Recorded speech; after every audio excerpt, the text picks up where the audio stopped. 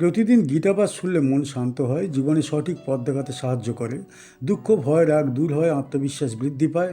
কর্ম ও ভক্তির মাধ্যমে হৃদয়ের শক্তি, ঘরে শান্তি ও জীবনে আলো নিয়ে আসে। তাই প্রতিদিন আমাদের চ্যানেল থেকে 2টি শ্লোক সহ একটি পাঠ শুনুন।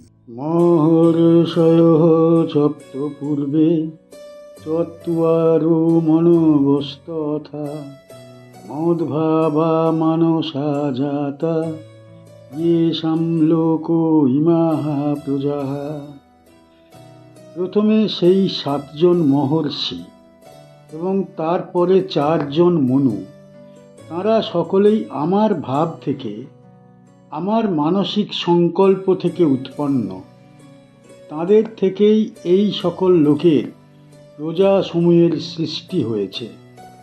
এই অনুবাদে স্পষ্ট হয় মানব জাতির মূল উৎস পরমেশ্বরের চেতনা শক্তি। মহর্ষয় মানে মহান ঋষিগণ, সপ্ত মানে 7জন, পূর্বে মানে প্রাচীনকালে, চত্বর মানে 4জন, মনব মানে মনুগণ, তথা মানে এবং, মদ্ভাবাঃ মানে আমার ভাব থেকে উৎপন্ন, মানসাঃ মানে মানসিকভাবে, জাতাঃ মানে জন্মগ্রহণকারী, ইয়েষাম মানে যাঁদের থেকে, লোকে মানে জগতের, ইমাঃ মানে এই, প্রজাঃ মানে জীব সমূহ। এই শ্লোকে ভগবান শ্রীকৃষ্ণ সৃষ্টির সূক্ষ্ম ও গূঢ় রহস্য প্রকাশ করছেন। তিনি বলছেন, সৃষ্টির আদিতে যে 7জন মহর্ষি ও 4জন মনু আবির্ভূত হয়েছেন, তাঁরা কোনো সাধারণ জীব নন। তাঁরা ঈশ্বরের মানসিক সংকল্প থেকে উৎপন্ন, অর্থাৎ তাঁদের সৃষ্টি দেহগত নয়, চেতনাগত। মদ্ভাবা মানসা জাতা, এই বাক্যটির তাৎপর্য অত্যন্ত গভীর। এখানে বোঝানো হয়েছে ঈশ্বরের ভাবই সৃষ্টির মূল। তাঁর ইচ্ছা, সংকল্প ও চেতনা শক্তি থেকেই প্রথম জ্ঞানী সত্তাগণ আবির্ভূত হন। মহর্ষিগণ জ্ঞান ও ধর্মের ধারক, আর মনুগণ সমাজ ব্যবস্থা ও ধর্মশাস্ত্রের প্রবর্তক। 7 মহর্ষি সৃষ্টির জ্ঞান ভাণ্ডার রক্ষা করেন। তাঁদের মাধ্যমে বেদ জ্ঞানের প্রবাহ চলমান থাকে। 4 মনু মানব সমাজের নিয়ম, আচরণ ও ধর্ম প্রতিষ্ঠা করেন। এই 2 শক্তির সমন্বয়েই মানব সভ্যতা গঠিত হয়েছে। এই শ্লোক আমাদের শেখায়, সমাজের ভিত্তি কেবল শক্তি বা সম্পদ নয়, বরং ধর্ম ও জ্ঞান। মহর্ষি ও মনুগণের অস্তিত্বই প্রমাণ করে ঈশ্বর মানব সমাজকে দিশাহীন করেননি, তিনি আগেই পথ প্রদর্শক সৃষ্টি করেছেন।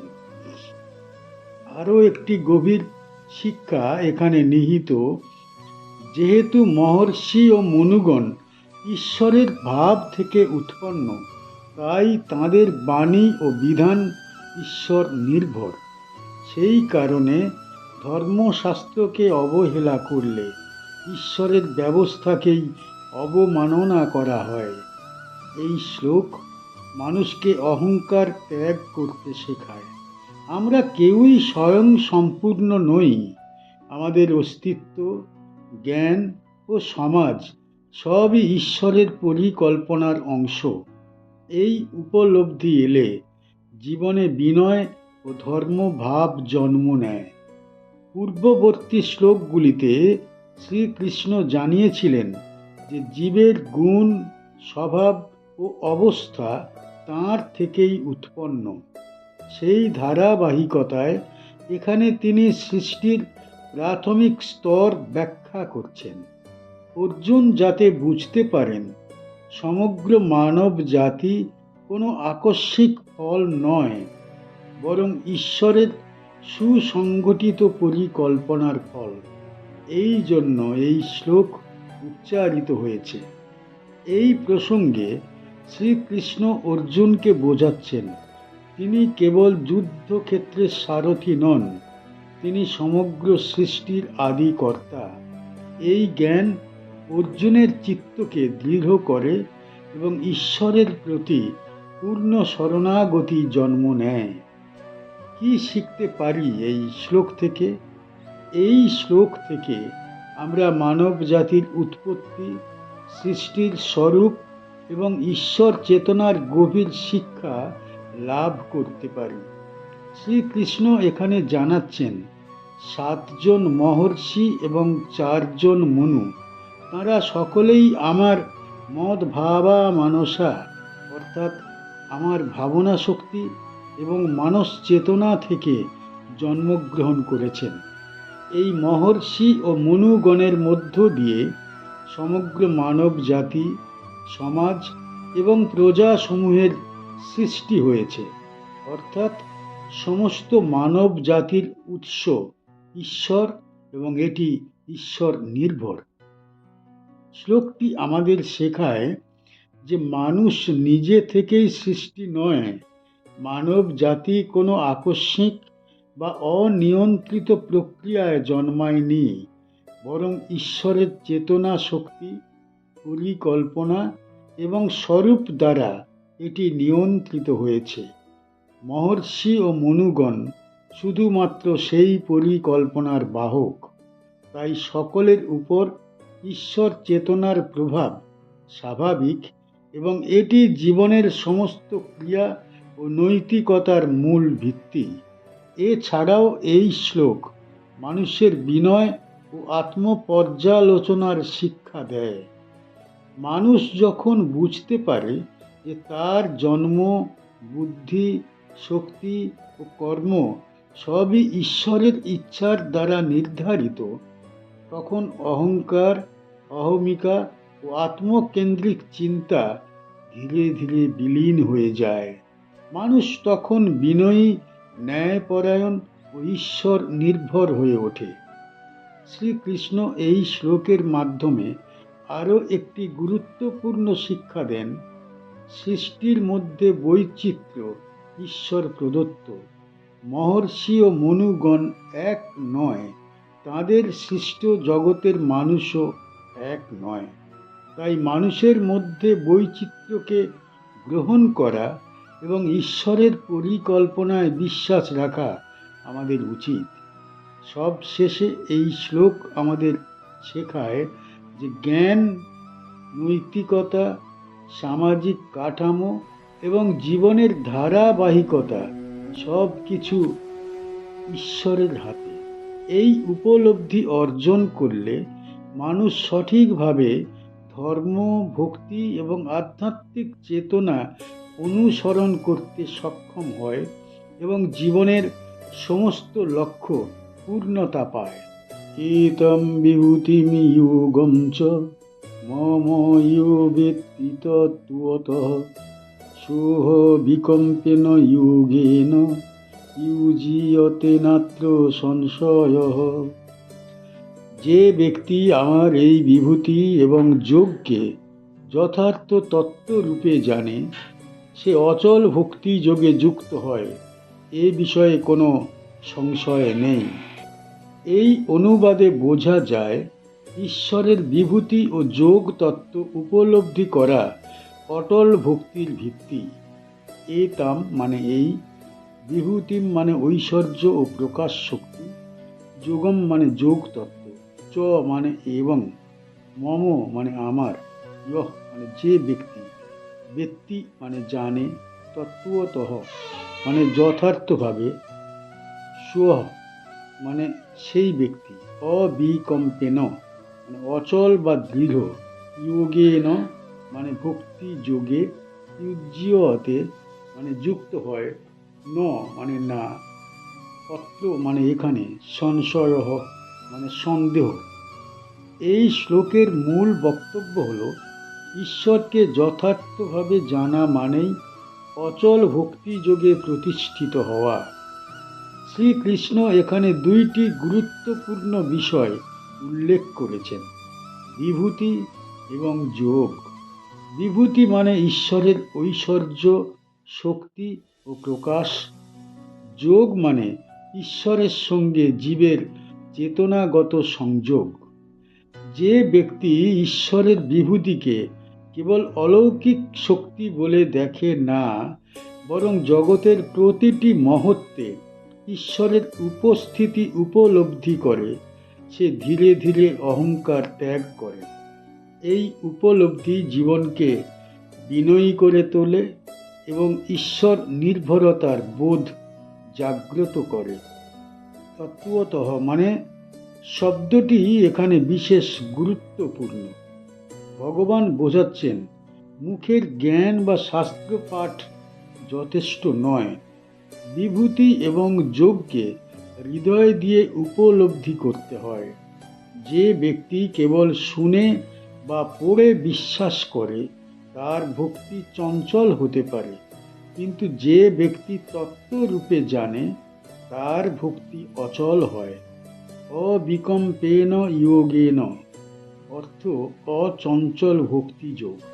এখানে কোনো ভয়, লোভ বা সংশয়ের স্থান নেই।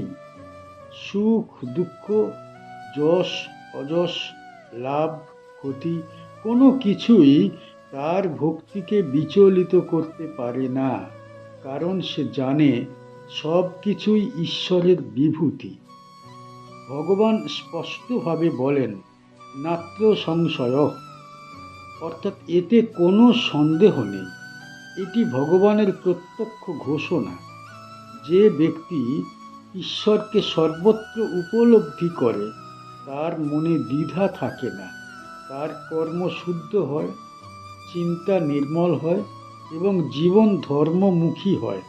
এই শ্লোক আমাদের শেখায়, ভক্তি দুর্বল আবেগ নয়, বরং গভীর জ্ঞান নির্ভর দৃঢ় অবস্থা। ঈশ্বরের বিভূতি উপলব্ধি করলেই ভক্তি স্থায়ী এবং অচল হয়। পূর্ববর্তী শ্লোকগুলিতে শ্রীকৃষ্ণ নিজের আদি স্বরূপ, সৃষ্টিকর্তৃত্ব এবং জীবের নানা গুণ ও অবস্থার উৎস ব্যাখ্যা করেছেন। তারই পরিণতিতে এখানে তিনি জানাচ্ছেন, এই সমস্ত তত্ত্ব যিনি যথার্থভাবে উপলব্ধি করেন, তিনি অটল ভক্তি যোগে প্রতিষ্ঠিত হন। এই প্রসঙ্গে অর্জুনকে আশ্বস্ত করা হচ্ছে যে ঈশ্বরকে জানা মানেই কর্ম, ভয় ও সংশয় থেকে মুক্ত হওয়া। যুদ্ধক্ষেত্রে দাঁড়িয়েও যে ব্যক্তি ঈশ্বরের বিভূতি উপলব্ধি করে, তার চিত্ত কখনো বিচলিত হয় না। এই শ্লোক সেই দৃঢ়তার উপদেশ।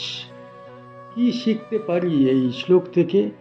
এই শ্লোক থেকে আমরা ঈশ্বর চেতনা, ভক্তি ও আধ্যাত্মিক স্থিতির এক গভীর শিক্ষা পাই, যা মানুষের জীবনকে স্থির, শান্তিপূর্ণ, অর্থপূর্ণ করে।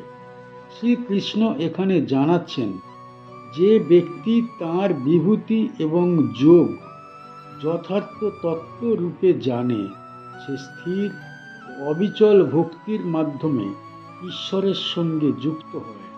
এখানে তত্ত্বতঃ শব্দটি বিশেষ তাৎপর্যপূর্ণ।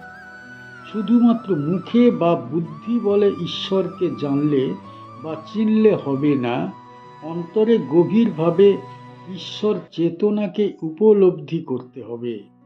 শ্লোকটি শেখায় যে ঈশ্বরকে চেতনাগতভাবে জানা মানে জীবনের সমস্ত দ্বিধা, ভয় এবং সংশয় দূর করা। সোহ বিকম্পেন যোগেন, অর্থাৎ সেই ব্যক্তি ঈশ্বর যোগে চিত্ত ও প্রাণকে অচল করে স্থির রাখে। সে আনন্দ, দুঃখ, লাভ বা ক্ষতি সব কিছুর মধ্যে ঈশ্বরকে কেন্দ্র করে জীবন যাপন করে। এই অবস্থায় কোনো সংশয় নেই।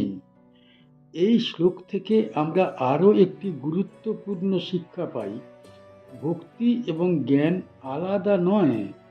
যে ব্যক্তি ঈশ্বরের বিভূতি ও যোগ বোঝে, সে জ্ঞানের মাধ্যমে ভক্তি অর্জন করে, আর সেই ভক্তি তাকে স্থির, বিনয়ী ও আনন্দময় করে তোলে।